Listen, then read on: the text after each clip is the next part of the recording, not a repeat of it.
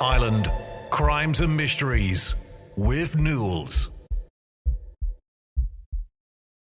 Hey guys, and welcome to another episode of Ireland Crimes and Mysteries. I want to thank you for joining me today, and if you're a returning listener, I want to say a big thank you for your continued support. If this is your first time listening to my podcast, welcome. It's great to have you on board. So without further ado, let's get started on today's story. The Golden Vale, stretching across counties Tipperary, Limerick and Cork in Ireland, represents one of the most fertile and productive agricultural landscapes, not just in Ireland, but arguably in Europe. This stretch of land, renowned for its rich loamy soil and gentle rolling hills, has been the heartland of Irish dairy, tillage and beef farming for centuries. It's a quilt of lush grasslands punctuated by historic sites and picturesque villages, embodying both the natural beauty and the agricultural heritage of Ireland. Historically, the Golden Vale has been central to Irish farming traditions dating back to ancient times. Its fertility has been celebrated since the early medieval period, when monastic texts would often boast of Ireland's abundant resources, the richness of its soil, and its suitability for grazing.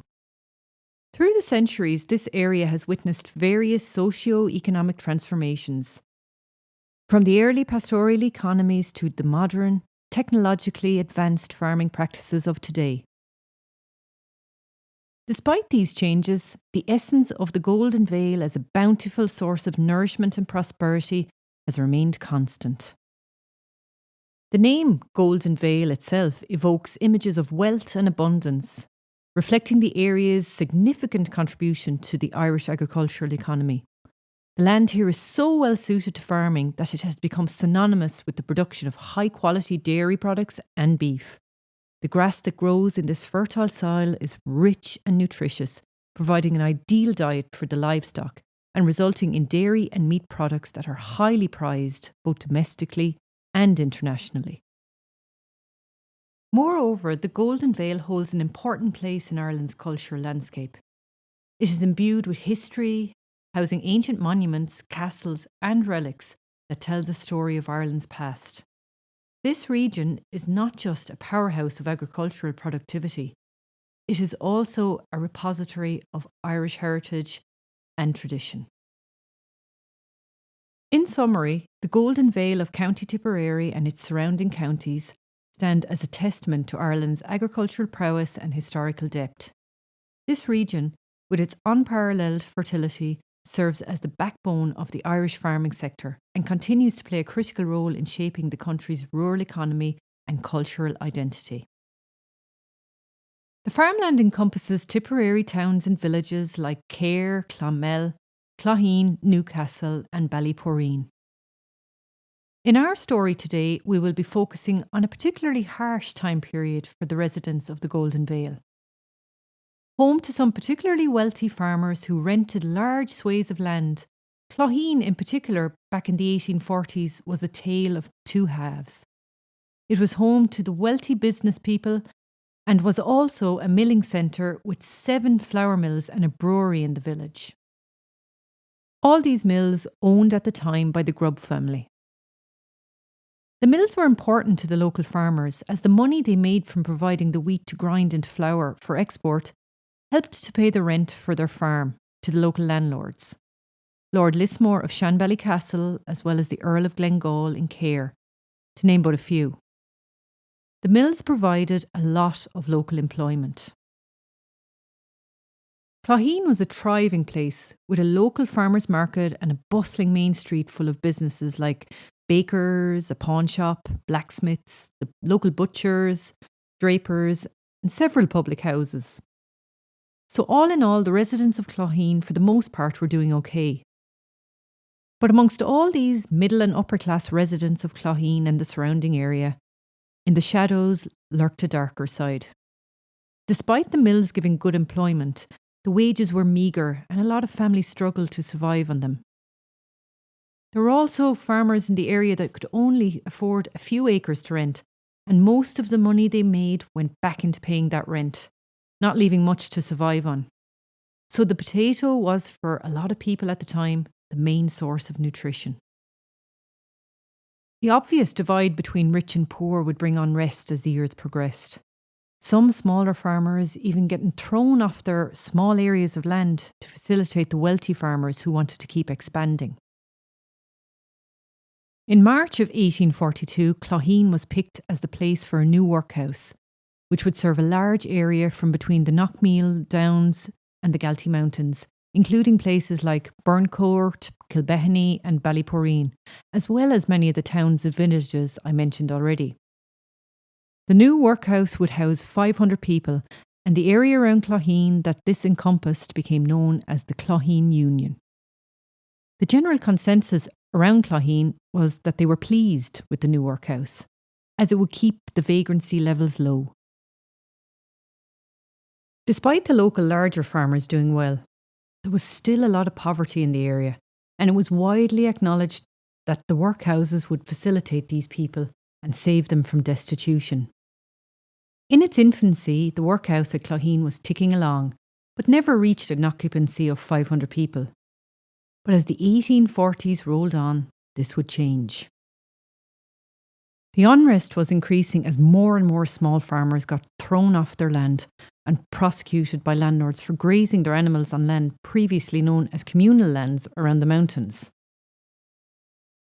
This conflict would see some woodland and bog areas on Lord Lismore's land burned by those with an axe to grind with him over the privatisation of these lands and the fact that as people in the area starved, the mills continued to export the flour, money rolling in while people in the surrounding areas died from lack of food. In 1846, with tensions at fever pitch, the hungry people in desperation started attacking the carts carrying the flour, which was due for export. Because the attacks had become so frequent, the wealthy in the area lobbied to the government to provide military escorts for the carts in a bid to protect their commodities. So, protected by soldiers, large convoys of flour carts would make their way into Clonmel for the onward journey up the river shore for export. Initially, the attacks continued as the hungry were willing to risk being shot to get food, some believing it to be a more merciful death than to starve. But these attacks became more infrequent as the starving people became weaker and the famine engulfed them. The convoy of carts were able to, at this stage, make their way without the presence of soldiers to protect them. In the midst of all this starvation was a familiar figure in the Clogheen landscape, and the man who our story today centres around, and that was a man named Richard Burke. Having moved there 6 years previous, Richard worked at the local workhouse as the clerk. He would have most likely been in charge of admissions, discharges, and probably the distribution of whatever meagre resources were available to sustain the inmates. His position would have been vital, but also challenging, requiring a level of bureaucratic efficiency and personal resilience. In famine times, the difference between life and death could hinge on the workhouse's management and the decisions its staff made. Decisions that people like Richard Burke would have had been deeply involved in. This made him an influential man about the village. Seen as a relatively minor position pre the famine, his work became more prominent once the Great Hunger took its grip. Given the scale of the tragedy and the overwhelming number of those who were now seeking help, Richard's job would have been fraught with moral and emotional tolls. These workhouses were places of last resort. To be eligible for admission, individuals and their families had to be destitute, relinquishing any property they owned. This policy, coupled with the overcrowded and unsanitary conditions within the workhouses, made them dreaded yet critical institutions. In late 1847, the workhouse in Clogheen was at capacity. The soup kitchens in the area that had been feeding thousands of people were beginning to close, as previous donations were no longer forthcoming, making it impossible to keep them running.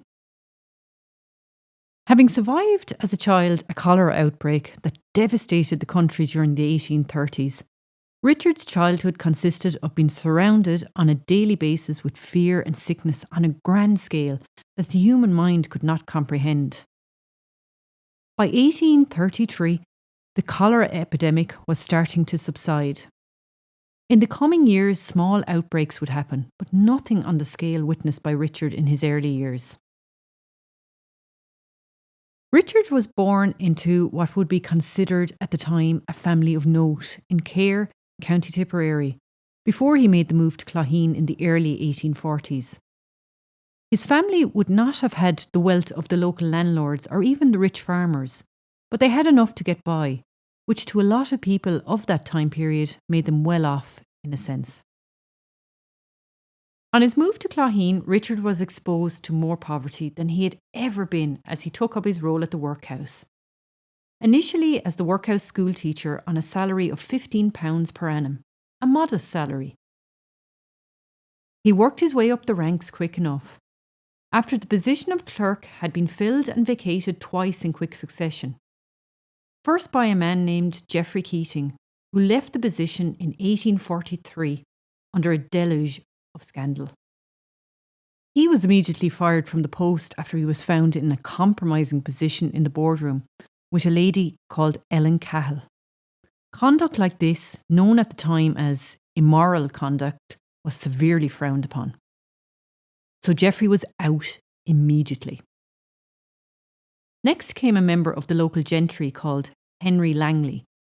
People were surprised that a man of his station had taken the job of clerk, but it didn't last long as he resigned soon after in 1845.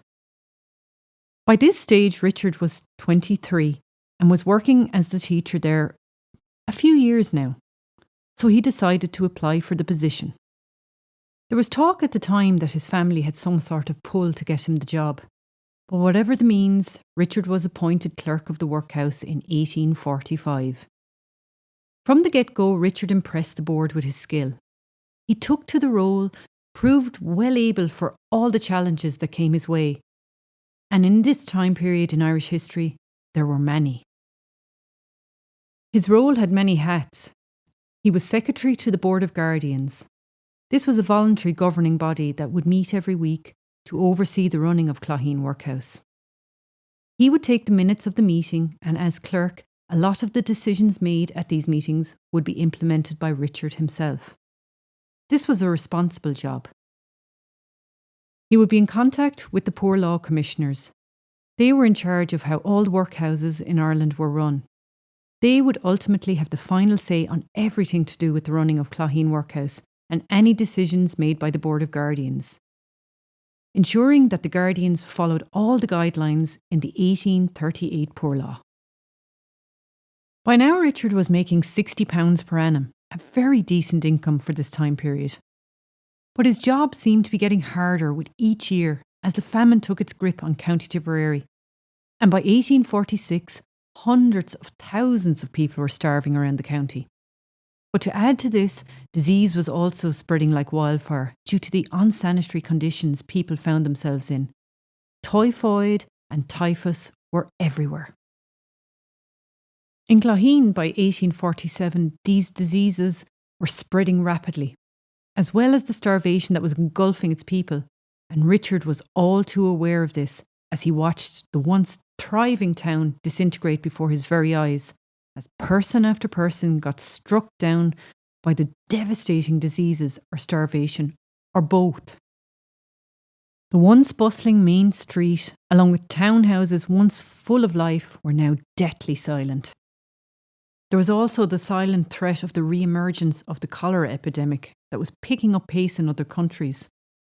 But with all that was going on in Ireland, few gave it a second thought that it may reach our shores again. Some would have been lucky enough to have escaped to a foreign land, but not everyone would be so lucky. But for the people in Clogheen Workhouse, a new life in a foreign land was not even in their psyche. The workhouse was at capacity and not really fit for purpose. Richard's job was well paying and should have been a stressful one. But Richard, despite all the devastation, debt and destruction going on around him, was optimistic for his own future. By 1847, he was in a relationship with a local woman named Johanna McGrath, and they would be married that January. She was the daughter of a man named Joseph McGrath, who was a small landlord and businessman in the area. That month of January, Johanna was the only woman to be married in Clogheen, which was highly unusual, as this was normally a month that saw a lot of marriages in the area. But with the current circumstances, wedding nuptials were low on people's agenda, and it was only the entitled that were afforded such a luxury in most cases. Johanna was, after all, marrying a man of significant means in Richard Burke. As I said, Johanna had come from a wealthy family and had been educated. This was very unusual, especially for a woman at this time. She would have been in a very small minority of literate women in the country at the time. Richard and Joanna's lives were in stark contrast to those around them. They were actually thriving financially while others starved. Richard's work at the workhouse had been praised in all quarters and was not going unnoticed by the powers that be. He was given a raise by the end of 1847 and was now bringing in £65 per annum. His job was becoming more difficult as the numbers in the workhouse rose to over 660. But Richard had proved himself capable of working well in stressful situations. And by the spring of 1847, the government had reopened the soup kitchens, which started to take some of the pressure from the workhouses, only to close them again that August, claiming the famine was coming to an end. This, of course, was a lie. The famine was still as bad as ever. It was down to the poor law unions to deal with the starving now, as the government had wiped their hands of the problem. Workhouses around the country were now in a worse state than ever before, if that was possible. Trying to work at well over capacity seemed like an impossible task. The Poor Law Commission were taking note of Richard's endeavours and stellar work at Clogheen Workhouse. And when in 1848 the Board of Guardians at Ennistynham Workhouse in County Clare were all dismissed, the Commission looked to Richard as their choice to take over. When Richard arrived in Ennistynham, he soon realised that the situation there was even worse than in Clogheen, with on average approximately 30 people a week dying by the November. And then in January of 1849, 89 people died in 1 week, a staggering number. As well as all the hunger, the cholera was rearing its head again. Richard would not escape it this time. But unlike his fellow men, Richard had the advantage of health and good nourishment backing him, and so Richard would survive. All the while, Joanna had remained behind in Clogheen, and the two kept in touch via letters. Not an ideal situation for wedded life together. But rather than return to Clogheen, Richard, now 28 and seen as one of the top workhouse officials in the country, decided to put his career before his marriage and accepted a new job in the workhouse in Waterford City as clerk. Difference being, he was now on a wage of £250 per annum. People could understand Joanna not moving to Ennistynham, as the situation there had been so dire. But when he moved again to Waterford and she still remained in Clogheen, tongues inevitably started to wag. Their relationship continued via letters, and I'm sure over time this was putting a strain on their marriage. But despite this, Richard remained in Waterford over the incoming decade and oversaw Waterford Workhouse as things began to ease slowly throughout the 1850s. All was running smoothly in his work life for Richard as the 1860s approached. Nothing had changed in his married life, though. Then in 1861, a scandal erupted at the Waterford Workhouse, and Richard was front and centre of this scandal. A chaplain at the workhouse named Father David McKeown made some accusations about Richard that were very damaging indeed. He had been made aware of 3 separate accusations of sexual assault by Richard from 3 women at the workhouse. Normally during this time period, such accusations would have gone on deaf ear or been dismissed with a shoulder shrug. But Father McKeown was a belligerent man and would not let these accusations go. He took them very seriously indeed. He was determined to help these women. They were, after all, at a major disadvantage. Coming forward accusing a man of such high standing of such immoral acts, what hope would they have had? All three women were illiterate, and without help from someone of note would have been in a very precarious position. Their story would have most definitely went without investigation, and I'm sure there would have been consequences for them for their attempt to blacken such a highly regarded man's name. A woman named Anne Cullen brought forward the most serious of the allegations, saying Richard had raped her prior to her admission to the workhouse. He had promised her safe passage to Australia in order to buy her silence. He blackmailed another woman, Nancy Ryan, by giving her money while she was at the workhouse and promising her shoes when she would be leaving. Another lady, called Johanna Kenny, had been promised by Richard that she would never have to worry about going into the workhouse. She said Burke had seduced her with his false promises. Richard, of course, tried to blame the three women, saying it was them who had seduced him, but had admitted to a woman who worked at the workhouse called Mary O'Connell that he was fond of the women. An investigation ensued, and following this, a report was sent to the Poor Law Commissioners, who, unsurprisingly, on the 25th of June 1861, dismissed all charges made against Richard, calling the three women witnesses of the worst character. A bitter blow, I'm sure, for them all, as well as for Father McKeown. Richard's job was safe, but he wasn't out of the woods. Another accusation had also been made against him, stating that Richard had been having an affair with the in-house school teacher at the workhouse, a woman named Miss Ryan. In the end, they had no real evidence to prove this was true, but said, as reported by the Waterford News and Star in June 1861, that there had been a great want of discretion. His wife Joanna would have been more than aware of what was going on in Waterford, despite a distance of over 70 kilometres keeping them apart. It was, after all, big news, and the local paper, the Clonmel Chronicle, was full of the story. This, no doubt, adding fuel for the people who had initially thought the long-distance marriage a strange arrangement, and the local gossips. Joanna wrote to her husband of 15 years. After all, she must have felt, despite him being vindicated by the Commission, that there had to be something in it, some indiscretion between him and Miss Ryan. And his response to her letter, asking him to explain himself, was to be told to mind her own business. The marriage for those 15 years had been conducted mainly through letters, while Richard lived it up in Waterford, residing at one of the city's top hotels. Johanna was at home, and although she was not financially dependent on her husband, as she had several houses rented in Clogheen, this income was beginning to dry up, and she was starting to struggle. Something that should not have been happening when Richard was on a wage of £250 per annum, about £40,000 in today's money. So the strain on the marriage was coming from three separate places: the long-distance marriage, the reported infidelities, and the accusations of assault, and now also financial strain.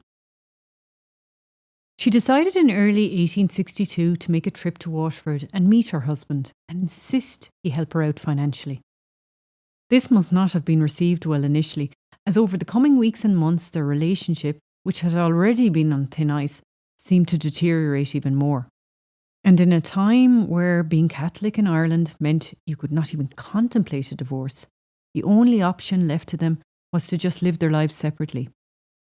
After that meeting in Waterford, there was little to no contact, and Joanna, who had epilepsy, had begun to suffer from poor health. Over that winter period of 1861 to 1862, the silence continued until all of a sudden contact appeared to be restored and the letters back and forth recommenced. Was there a thaw in their strained relationship starting? Richard even promised a very excited Joanna that he would visit her, and she wrote a very enthusiastic letter to him in which she seemed excited at the prospect of his impending visit. She told him she hoped to have the garden ready for his visit, as well as the potatoes set, and hoped that he would praise her for her stellar work, as she said, quote, "I would rather hear that from you than all the world's besides." The visit from Richard appeared to have been a successful one, as the relationship seemed to be going from strength to strength. But it would turn out that this visit from Richard would also be the last time he would see his wife. On the 14th of April 1862, Johanna's health took a turn for the worst. Richard had sent some medicine to Johanna from Waterford that he said would hopefully help with her epilepsy and general declining health. On taking the medicine, she complained about a bitter taste, and then Johanna appeared to immediately start having a bad reaction, and her sister, who lived next door, was called for. Before she started to really deteriorate, she whispered in her sister Alice's ear, "Oh, Ali, God forgive them that caused it. God forgive them," before saying, "Bad manners to the blackguard medicine. I am killed." Then she began to convulse, but this was a different type of seizure to the usual epileptic seizures. She was thrashing around on the ground and frothing at the mouth before finally succumbing, before the local priest arrived to administer the last rites to Johanna. On hearing the news of his wife's death, Richard did not appear too shocked, but did seem sad. There were no signs of major grief. According to some of his colleagues, Richard was under the impression that Johanna's health was failing for months and that she was suffering from cancer and a heart condition. This was not the case in Clogheen. People were suspicious, and the manner of her death, in which it appeared that Johanna had suffered immensely in those last few short minutes after taking whatever concoction had been sent to her by her husband, was worrying to say the least. A post-mortem was carried out on Johanna's remains on the 15th of April by local physician Dr. Walsh, in which he had removed a portion of her stomach and intestine. He then put it in a jar and gave it to the police. He recounted this at the inquest into her death, which commenced on May the 9th. A constable Hatton told the inquest that he had brought the jar to Cork on the 24th of April and gave it to a Dr. John Bly, who was Professor of Chemistry at QCC, Queen's College, Cork. He had received 3 items for testing, he confirmed. A bottle containing fluid, which turned out to be, as he called it, a harmless essence of turpentine. A paper packet containing white powder, which he stated after analysing was a mixture of Epsom salts, carbonate magnesia, and the deadly poison strychnine. He went on to say that the 3rd item, the jar containing samples of Johanna's intestine and stomach, when examined, showed a large presence of the deadly poison. All evidence was pointing to the cause of death being by poisoning. As strychnine is known to taste very bitter, this would account for Johanna remarking on the bitterness of the concoction given to her by Richard, as she consumed it before dying an agonising death within minutes. When the police got the results from Cork, Richard was immediately arrested and transported from Waterford to Clonmel Jail. On concluding his analysis, Dr. Bly returned the specimens to Waterford. Coincidentally, the very night after Dr. Bly had returned the specimens to Waterford, a major fire broke out in that area of the college in Cork and consumed the building that had been used to store the sample specimens. It had been concluded that the fire had been started maliciously. People wondered had allies of Richard Burke started the fire in a vain attempt to get rid of the evidence. If they had, it was a futile attempt, as the specimens had already been transported back to Waterford. Johanna's niece Hannah, who had been living with Johanna at the time of her death, said at the trial that when Richard had visited Clogheen in March of 1862, she had heard him saying to Johanna, "Oh, I thought you would have died as your heart was beating so fast last night." Dr. Harrington had a sister with the same complaint, and she had got a recipe from London which cured her. "I will send you some of the same," which he duly did on his return to Waterford, along with some coffee and instructions on exactly how to take the concoction. At the trial, Dr. Harrington, who he had referred to, categorically denied Richard's claims he had recommended the medicine. Another witness, a lady by the name of Margaret Bowen, who worked at the workhouse, said she had seen Richard enter the apothecary's office and receive something, but she could not say what it was that he had retrieved. Letters were then read out from Richard to Johanna explaining how to take it. With sugar, he explained, probably in an attempt to hide the bitter taste. He also reiterated that Dr. Harrington had recommended it. Then another letter was read out in which he asked had she taken it, as Dr. Harrington wanted to know.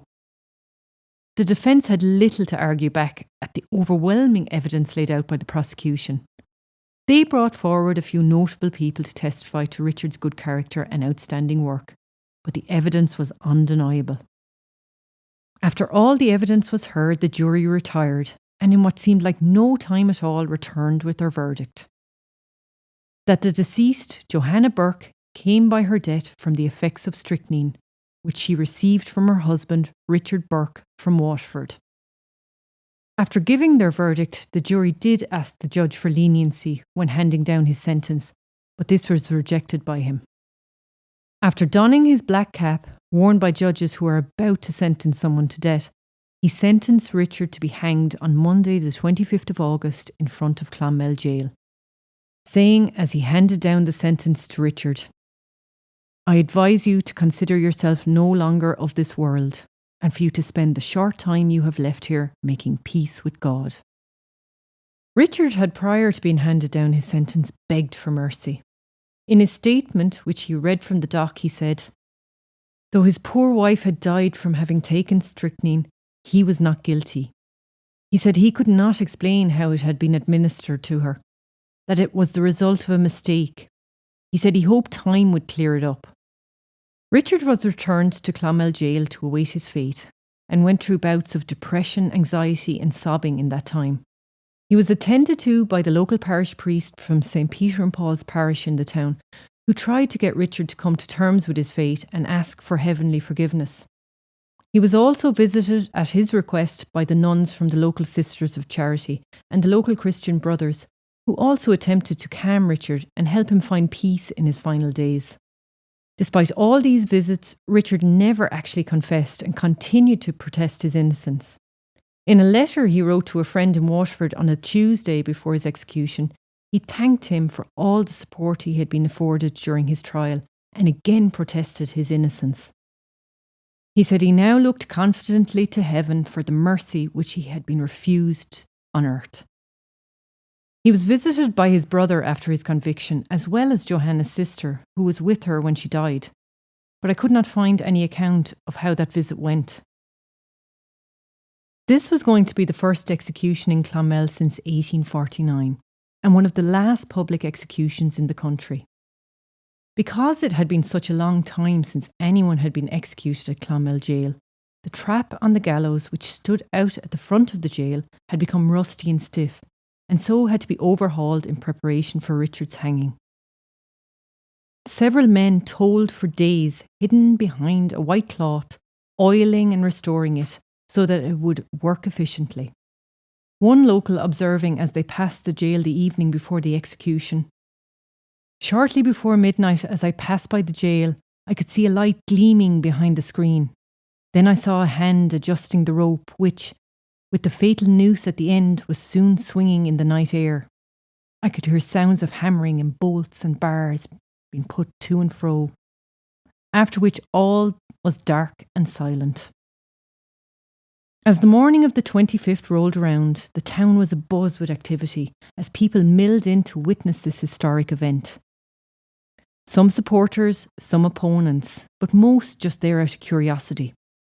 The execution itself was scheduled to take place at midday, with, according to records, some 800 to 900 people in the streets, including members of the constabulary from neighbouring towns called in to help control the crowds. Father Walsh and Phelan visited Richard that morning in his cell, and he appeared calm, resigned to his fate. He had spent the previous week preparing himself spiritually for his execution.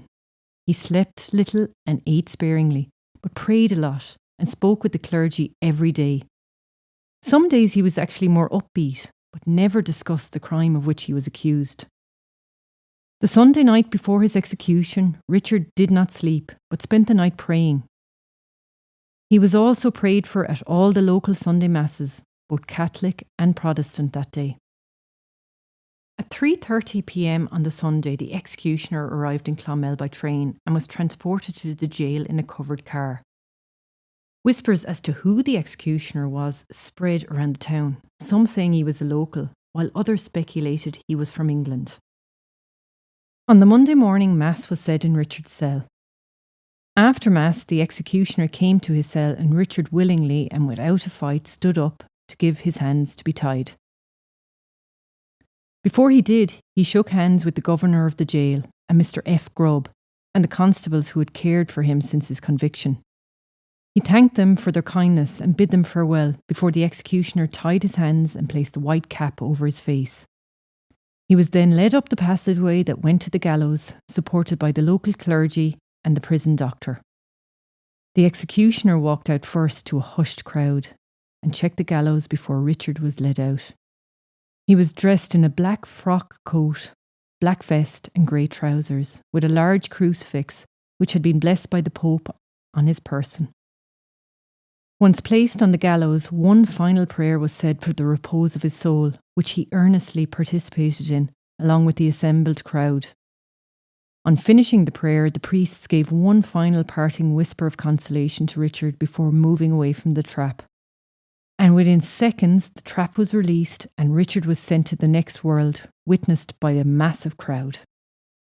According to records, Richard died easy. After a few convulsive movements of the feet and arms, his body went limp. After being left hang there for a half an hour, his body was then removed by two inmates of the jail called Liberty Men and given a quick burial on the grounds of the jail. And with that, Richard ceased to exist in this world. He left no written statement, nor did he at any stage say he was guilty. He just continued to protest his innocence. Richard led a life of two halves, or did he? His contribution to maintaining the workhouses was for the time seen as exemplary. But behind all this so-called good work, there were questions about his behaviour towards the females in his care and those that had worked with him. He came from a time when a blind eye was turned to most of this kind of carry-on. Then his treatment of his wife. The marriage seemed to be one of convenience, and all the convenience seemed to be in Richard's favour. From the outside looking in, it appears that the minute Johanna started to fight back, show her annoyance about his behaviour and lack of devotion to her, she met a timely end. So what do you guys think? Did Richard kill his wife? Was it an accident? Was someone else to blame? Did Richard think because of who he was, he would get away scot-free? Did he deserve his final fate? We will most likely never know the answers, but whatever they are, Richard is part of the history of this land, and his name associated with a crime that made him one of the last people to be publicly executed in the country. So guys, that's it for today's episode of the Ireland Crimes and Mysteries podcast. Again, thanks for your listenership, and don't forget to subscribe to the show and hit that auto download so you never miss an episode. Until the next time, keep your eyes open and your mind curious. This podcast has been compiled from information gathered in the public sphere, like news articles, documentaries, and open source material that can be found on the web. Everything in this podcast is alleged unless a conviction has taken place. You've been listening to Ireland Crimes and Mysteries. Join Newells for another episode, coming real soon. And keep up to date by following our social media sites, our YouTube channel, and our website, irelandcrimesandmysteries.ie.